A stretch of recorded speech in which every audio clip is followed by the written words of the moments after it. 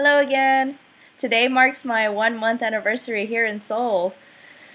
I am still loving it. The subway system is so much easier now, and I pretty much love all street food. Um, so I did get a request to show you around the streets of Seoul. So I am going to show you some footage of me walking around the streets of Seoul.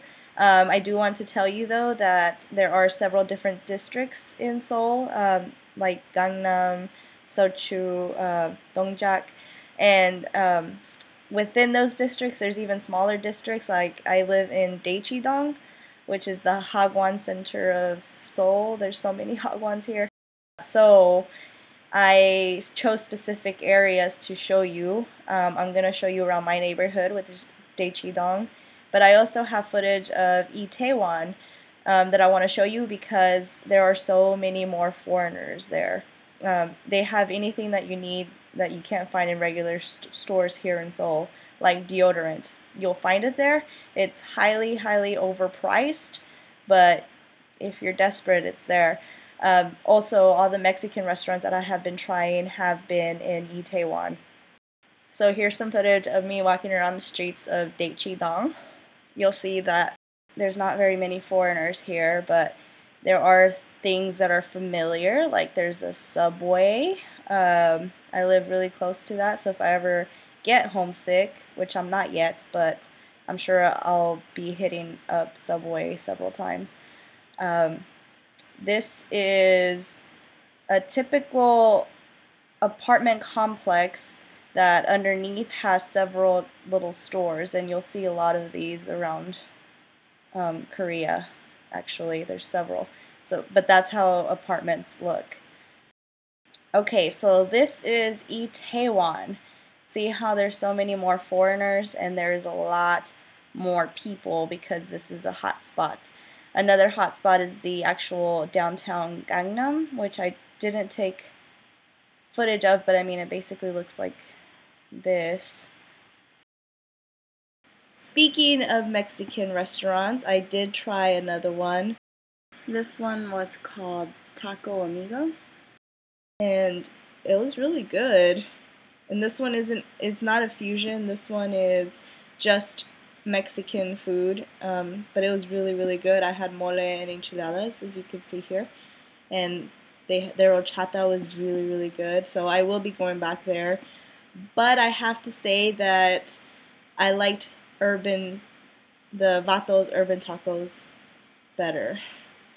I don't know. I really like that fusion and the kick to it, you know? So the other thing I wanted to talk about was how I got my job here in Daechidong. I mentioned in my first video that I was going to go through the government program EPIC, but I started looking around Dae's ESL Cafe and I found a link to apply to be in Gangnam, and that's actually where I really wanted to be. So I used all the requirements that I needed for EPIC to apply for this, and I got in. So there's going to be a phone interview, first of all, and you'll probably also have a Skype interview.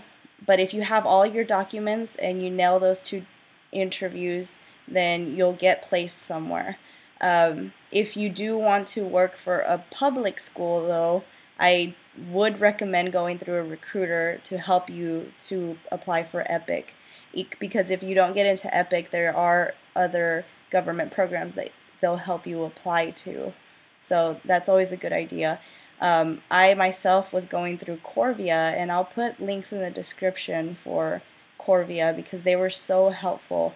I decided to do it on my own, but they were really helpful in getting all the documents ready that I needed. There's a whole list of documents that you need, and I'll put a link in the description for that as well. And for Dae's ESL Cafe, because sometimes you'll find gems like Gangnam positions, and if you really want to be in downtown Seoul, then I highly recommend you might have to do it on your own. I work for a big corporation. It's YBM, and I did some research before applying, but they're basically the second largest ESL company here in Korea, so I knew that they wouldn't close. I have had several stories told to me about hagwons that close. So if you are going the hagwon route, I would highly recommend you do a lot of research into the school that you're applying for so that you know that your hagwon won't close. But yeah, other than that, I love working at a hagwon. It's basically the same hours. I never get asked to work overtime, but I have heard horror stories, but I have heard horror stories about public schools as well. So just make sure that you do your research, and if possible, this is a big tip that I wish I knew beforehand, but if possible, when you interview, ask them to give you the email address of somebody who already works there so that you can ask them questions. So if you have any other questions, please leave me comments down below and I'll try to make a video about that. I did go to Namsang Tower, have footage of that, so I'll show you that next time. Bye.